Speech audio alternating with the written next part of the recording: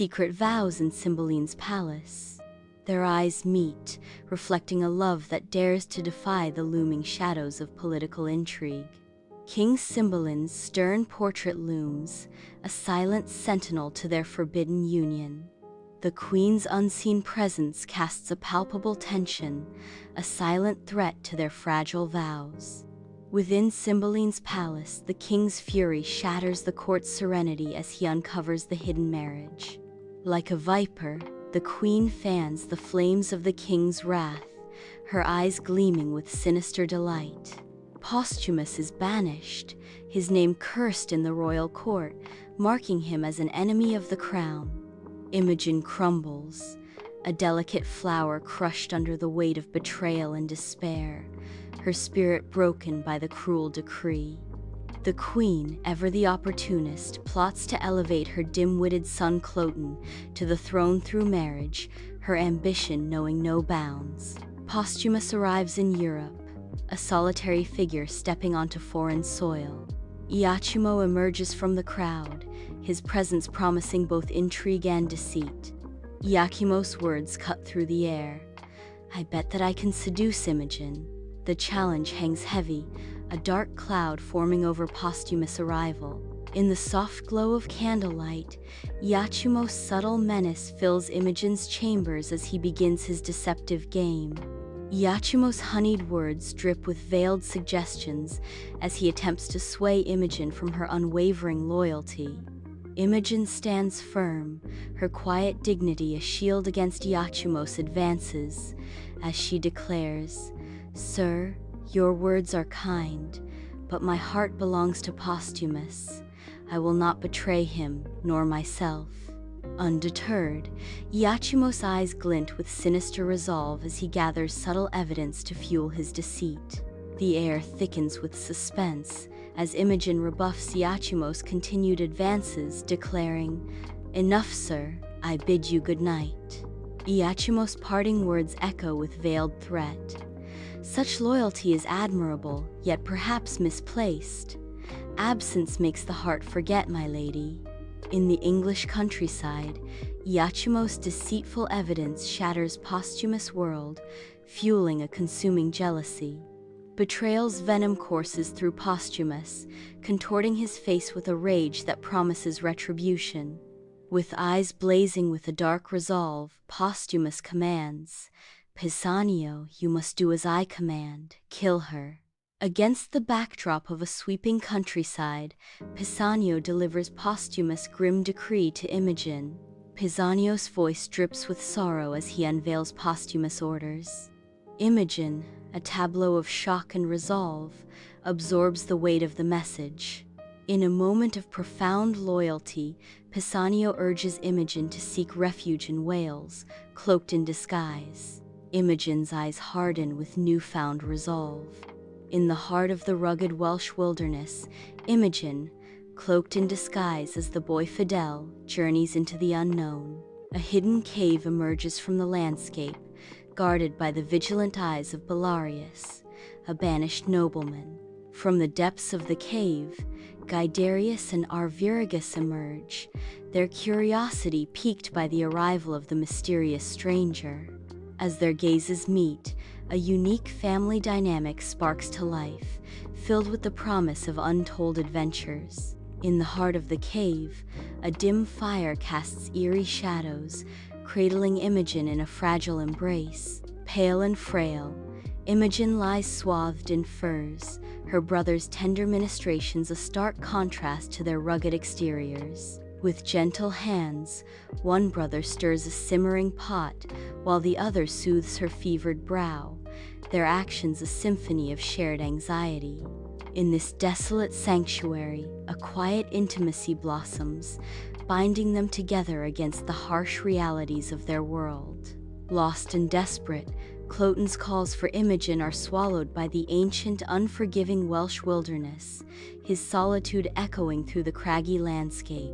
Emerging like a phantom from the dense foliage, Guiderius' narrowed eyes mistake Cloten for an intruder, igniting a spark of primal defense. In a brutal, fleeting clash, Guiderius overpowers Cloten with swift, decisive force, silencing his desperate cries. Cloten collapses onto the mossy earth, his lifeless form a stark testament to the wilderness' cold indifference.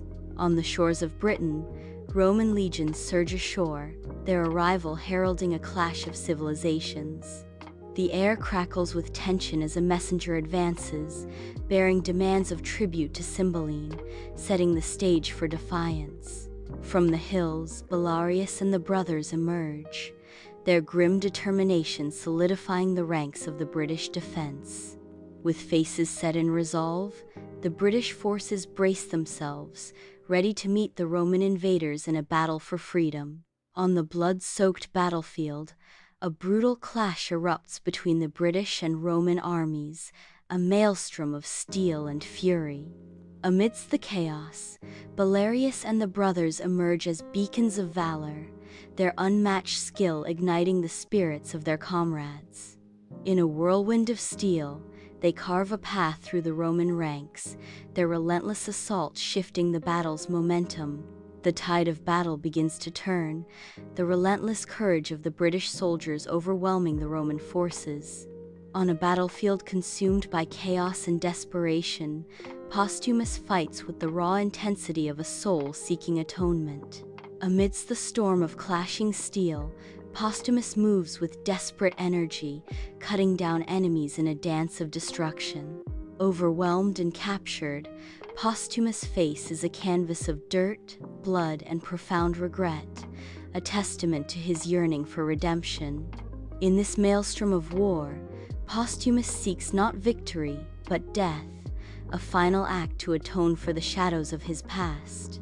In the heart of a dimly lit prison, Posthumus slumbers restlessly, his face shadowed by the weight of unseen torments. As Posthumus drifts into a dream, the spectral forms of his family emerge, their faces etched with the agony of betrayal. From the ethereal veil, his mother's voice pierces the silence. "Posthumus, my son, why have you forsaken us?" His father's voice thunders from the shadows. "Your actions have brought shame upon our name."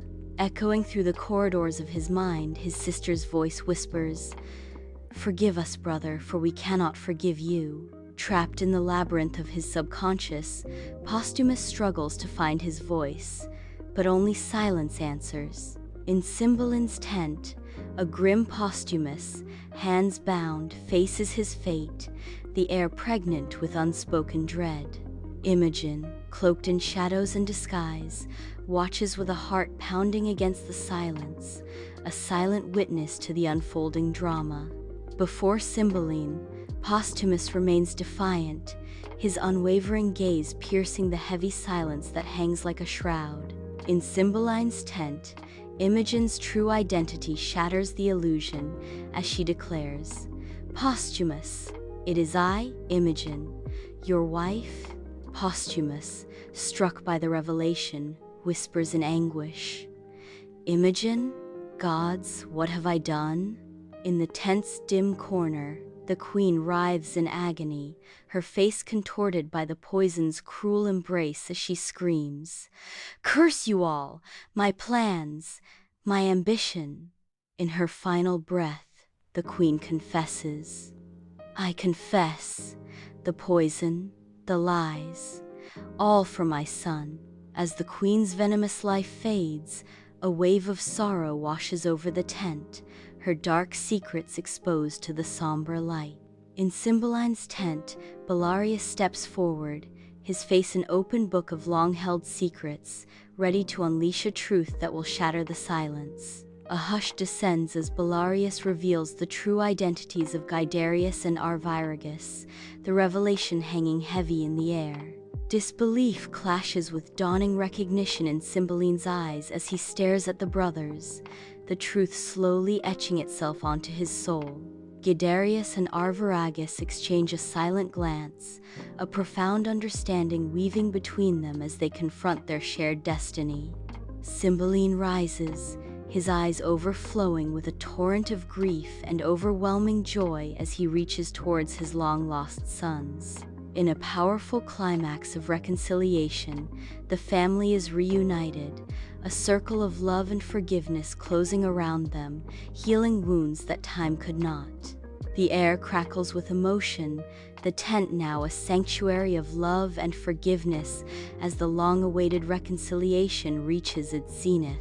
Bathed in the golden embrace of the sun, Cymbeline welcomes his family, signaling a rebirth of hope and harmony across the kingdom. In a moment of heartfelt reunion, peace descends upon the kingdom, filling the air with the sweet promise of reconciliation. Vibrant flowers bloom, their vivid colors mirroring the renewed life and harmony blossoming within the kingdom.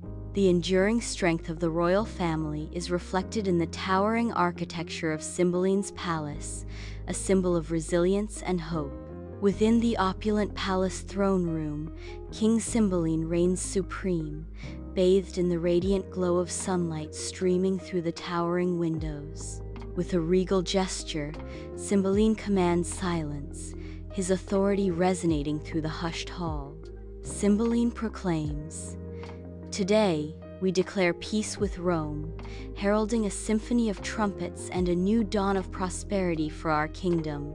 The king's declaration signals the end of conflict, promising a future brimming with hope and harmony.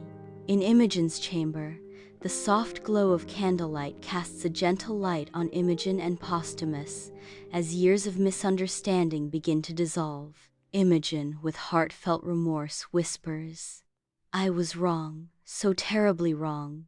Posthumus, acknowledging his own fault, responds, "And my jealousy blinded me to your true heart." Imogen seeks reassurance, her voice trembling as she asks, "Do you truly forgive me?" With unwavering conviction, Posthumus assures her, "With all my soul, and I beg your forgiveness as well." In a moment of reconciliation, Imogen proposes, "Then let us forget the past and begin anew, together." Posthumus, filled with renewed love, affirms, "Forever together, my love, my life." In the Welsh wilderness, Belarius, Guiderius, and Arviragus approach their cave, embodying humility despite their princely status. Their easy strides and familiar greetings to the wilderness reveal a profound connection to their natural home. Bathed in sunlight, their simple clothing and the path to their humble dwelling narrate a tale of unassuming nobility. Amidst the sun-kissed countryside, Pisanio stands as a beacon of loyalty, framed by rolling hills and whispering trees. Bathed in golden light, a scroll arrives, bearing witness to Pisanio's unwavering faithfulness. In a moment of quiet triumph, Pisanio's steadfast dedication is etched against the idyllic backdrop of nature's embrace. Bathed in the soft glow of sunlight, Cymbeline sits peacefully in the palace library, a faint smile gracing his lips as he contemplates the restoration. Amidst the silent whispers of ancient volumes, Cymbeline reflects on the reunification of his family and the resurgence of his kingdom. A quiet moment of profound introspection permeates the vast library as Cymbeline savors the hard-won peace and unity. Under the vast sky, a grand celebration erupts in the palace courtyard, painting the scene with vibrant colors and joyous melodies. Every heart resonates with gratitude as the kingdom unites, their faces reflecting a shared sense of joy and hope. In a moment of serene unity, the kingdom is bathed in a collective sense of peace and shared destiny. In the tranquil embrace of her chambers, Imogen gazes upon the kingdom, her face radiant with hope and gratitude. Her heart swells with profound gratitude for the love and family that now enriches her life.